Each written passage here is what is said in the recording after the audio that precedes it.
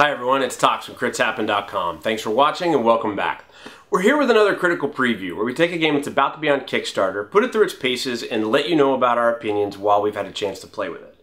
Why am I wearing steampunk goggles and a hat? Well, quite frankly, I love steampunk, and I enjoy every aspect of it. It speaks to so many different levels of fans. There's Victorian fans, there's futuristic fans, there's kind of modern transition fans. There's all these different types of steampunk. And it's very rare that a steampunk game actually captures the imagination of steampunk and produces it in a really well put together manner. At least in my opinion it is. Today we're going to look at just that type of game, and it's called Scrapyard Empire from Gallant Games. Now this is an interesting game because it's designed for 1 to 4 players, so there are solo variants. There are also, aside from the base rules, multiple different variants to change up the gameplay. So there's a lot of different options just from the base set here that we're going to look at. Now, this is designed as a set collection game. It's going to be something where you are looking for small parts, which are these green cards that you'll have laid out in front of you, like the metal casing, the propeller, or the petrol. And you're going to take these and combine them together to make small machines. The small machines could be the clockwork brain, the mecha skeleton, or the biometer. So there's going to be a biomonitor. There's going to be a lot of different things that you can make just from collecting scrap in the scrapyard and putting it together to make these small machines. However, these small machines are what you're going to use to make what ultimately will win you the game, which are inventions. And the inventions are these blue cards. These blue cards are really cool. They have things like a time machine, they have the dirigible, not the dirigible, and my favorite, the death clock. Now, as you can imagine, it is not as simple as just go get cards, put them together, and go make bigger cards. There's going to be a lot of different things that are happening to you on your turn. In fact, one of the things I like, which we'll talk about at the end, is there's a lot of different ways to interact with discard piles and your opponents, so what you use has a big impact on the game. But let me give you a quick overview of why we're in this scrapyard first, and then let's go to the table and take a look at how Scrapyard Empire plays.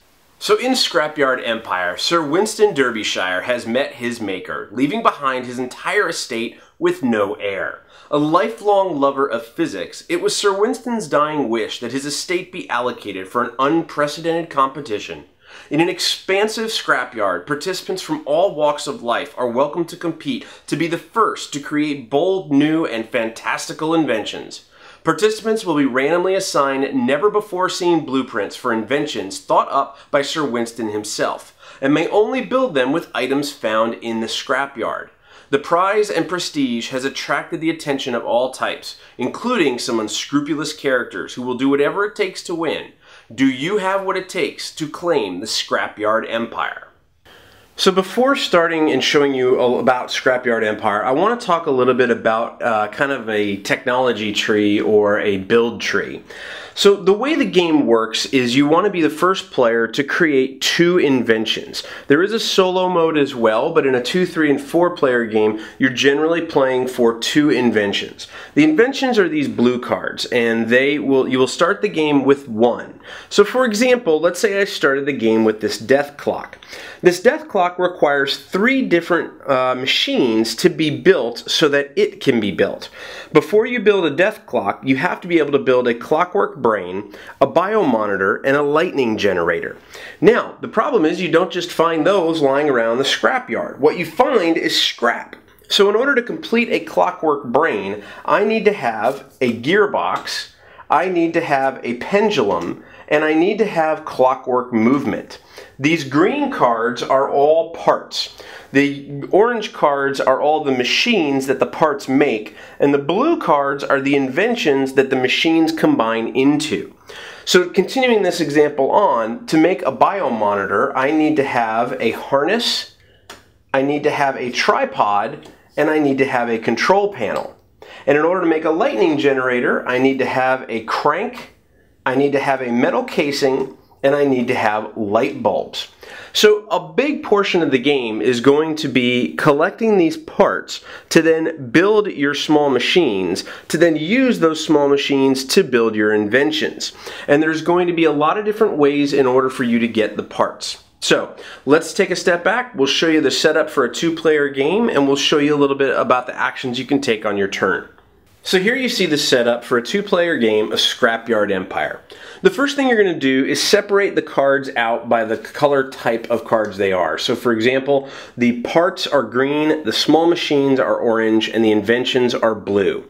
You're going to also deal out each player 8 parts, which they'll have face up, 1 character card, which are the brown cards, which we'll talk about in a second, 5 small machines, which are orange, and 1 invention, which are blue. The small machines and the inventions are kept in your hand. Those are things that only you know about. Whereas the parts are laid out in front of each player so that they are common knowledge and everyone knows about them. Because you are inside of a scrapyard and people are going to be seeing the things that you're picking up and maybe bringing back to your workbench and things like that. So that's all common knowledge. They may not know what the heck you're using the propeller and guns and ammo for, but they see that you have that. Now in addition, each player is going to have characters, and you'll notice that on the character cards there are blank squares. The artwork isn't available for this in this demo or this prototype copy, and that's probably something I should mention real quick.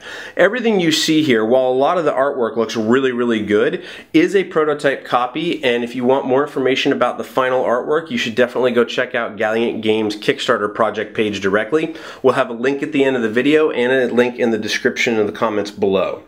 But each character is going to allow each player to have a different ability, and they also give you a nice little background on it. I've seen some of the artwork for these characters online, and it looks really good. The artwork for this is actually very stunning in my opinion. It captures that brass, chrome, steampunk, clockwork gear feel really well, and the characters come across really exciting. So we have one character as Penny Valentine, and she says, a lovable orphan who lives by her wits and in a dumpster. She is a skilled pickpocket who knows how to use her wrench as a tool or a murder weapon. Her special ability says stealing cards from your opponent is successful with a roll of 4, 5, or 6. We'll talk a little bit more about that in a second when we talk about the actions you can take on your turn. Now this player is Tom Rockefeller. He is a real estate mogul known for his horrible treatment of the environment. He's the only person to have actually paved paradise for a parking lot. And his special ability says if you roll a 4, 5, or 6 after your actions, you can scrap 1 earned part and draw 1 new. So it's actually a really good setup for this guy because he's already got 3 hull cards. He may not need all of those, so he might be able to use that immediately to help him out down the road. Now let's talk about the actions and what you can do. Again, the object here is you're going to be using your parts to make small machines and using your small machines to make inventions. The first player to get 2 inventions is going to be the winner.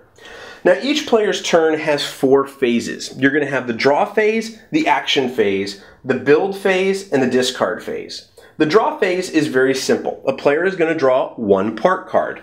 However, if they have 5 small machines in their hand, they can choose to draw 2 cards instead of 1.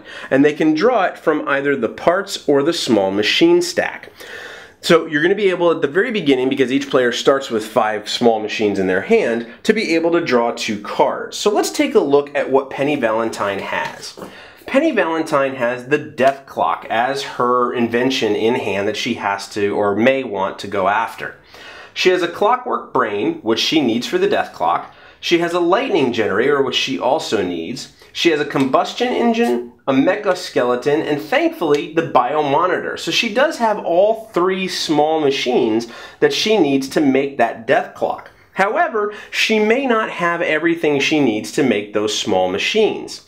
So let's take a look at just the 3 she would want to use for the death clock: the biomonitor, the lightning generator, and the clockwork brain.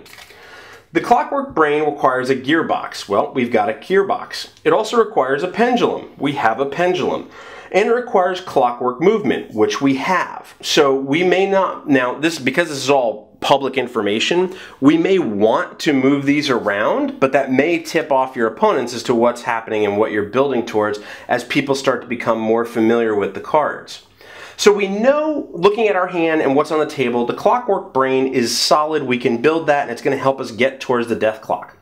The lightning generator takes a crank, which we don't have, and looking at our opponent, he doesn't have either. A metal casing, which we don't have, but our opponent doesn't have either. And light bulbs, which nobody has as well. So this one's going to be a little harder to get to, and is going to require us to start drawing some cards off of here. And then the bio monitor says that we need a harness, a tripod, and a control panel. Well, we don't have any of those. However, our opponent over here has a control panel and a tripod. So we'll talk a little bit more about the action phase and how we could maybe work with our opponent or steal from our opponent or interact with our opponent to do different things. So for this draw phase, Penny is going to go ahead and draw 2 cards because she does have 5 small parts in her hand. And she's going to get a tripod and a harness. Now that's great because those are 2 of the cards she needs for the bio monitor. Now, at the end of your turn, you are going to have to discard down to a certain number of parts. So you're not going to be able to just amass this gigantic workbench of parts. But for now, Penny knows she's set up really, really well. Now let's talk about the action phase. In the action phase, you can do 2 of multiple different actions, and you can do 1 action twice. So the first thing you can do is you can draw 1 card from the parts, small machine, or invention deck. You can only hold 2 inventions at most though in your hand. So if Penny felt like she wasn't anywhere near the death clock, she could go ahead and draw another card as an action during her action phase from the top of the invention deck. The second thing you could do is a player may attempt a dig from a scrap pile, which is the discard pile. Now, in order to dig, it's very simple. You're going to declare where you're going to dig. You're going to roll a d6, and on a 4, 5, and 6, you're successful. On a 1, 2, and 3, you fail. So you have a 50% chance of losing an action if you dig. However, and we'll talk a little bit about this in the build piece, you're going to be discarding your parts to the discard pile whenever you build something. So there are going to be really good opportunities to go digging and get parts out of there. So let's talk about the stealing one more time.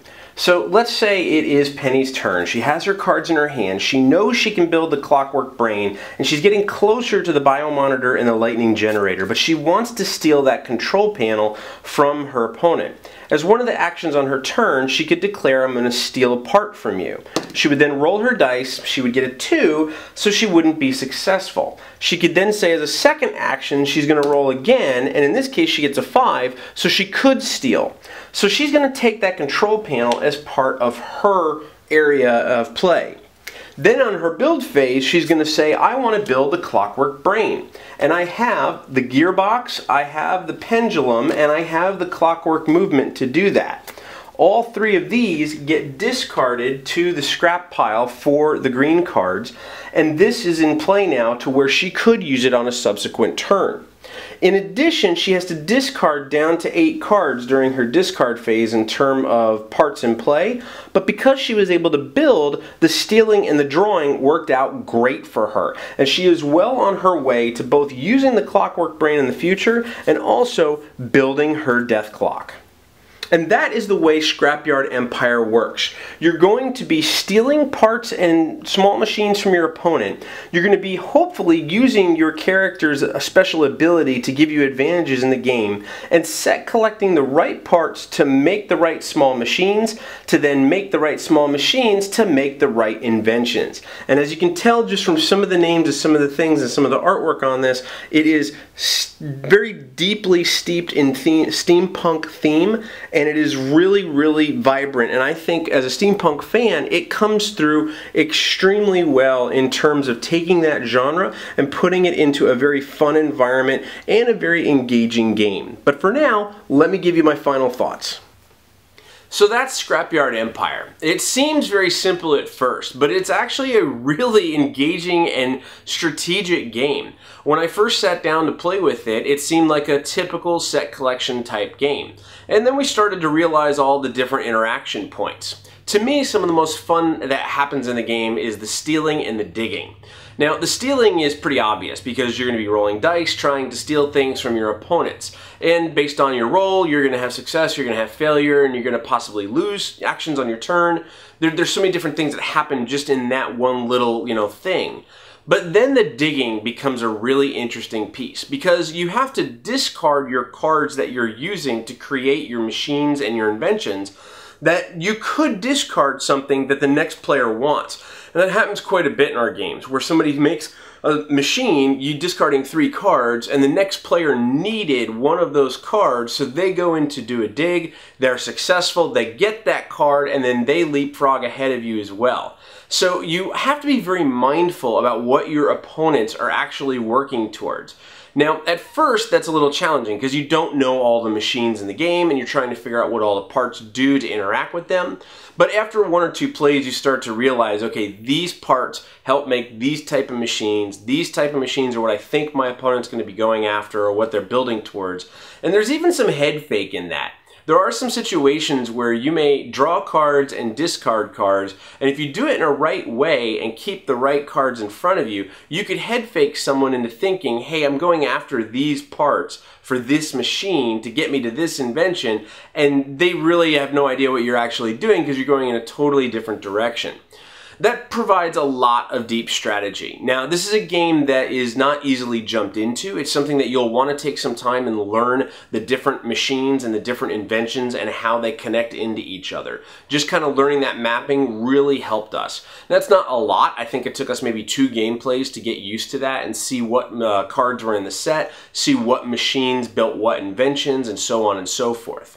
The inventions and the machines themselves are really exciting because when you get them out, they all do different things. And like we talked about, you only get to use their abilities once. So you really have to very adamantly time that stuff correctly. There are times where you'll do something and then 2 turns later you're like, oh, I wish I had this again. And it provides a really fun moment in the game, but it also provides, deep strategic thinking in terms of, hey, I've really got to time this right and make sure I use this at the right moment. But at the same time, you don't want to hold it too long so that you end up not being able to really use it at all. And that's really the fun of Scrapyard Empire. It really is a race. You're racing against your other opponents to put together the right pieces to make these inventions that Sir Winston wanted to see made. And there are going to be things that thwart you, there are going to be things that push you down the road a little bit further faster and slow you up a little bit more, and it's all the interaction that makes it really fun. It's a very engaging set collection type game, and that was something that we really enjoyed about it. If this has been of interest to you, you can definitely check out Gallant Games' Kickstarter project page. There's going to be links at the end of this video as an annotation, and then at the bottom below in the description as well. But of course, we'd love to hear from you. Let us know your thoughts and comments by leaving your comment below in the YouTube channel, joining in on the discussion on Facebook, Twitter, or Google Plus by searching Crits Happen, or joining us at our homepage at critshappen.com. But until we see you next time, we hope you enjoy all your digging, all your stealing, and all your invention-making times inside the world of Scrapyard Empire. Thanks so much for watching, keep rolling those dice, and we hope they're all crits.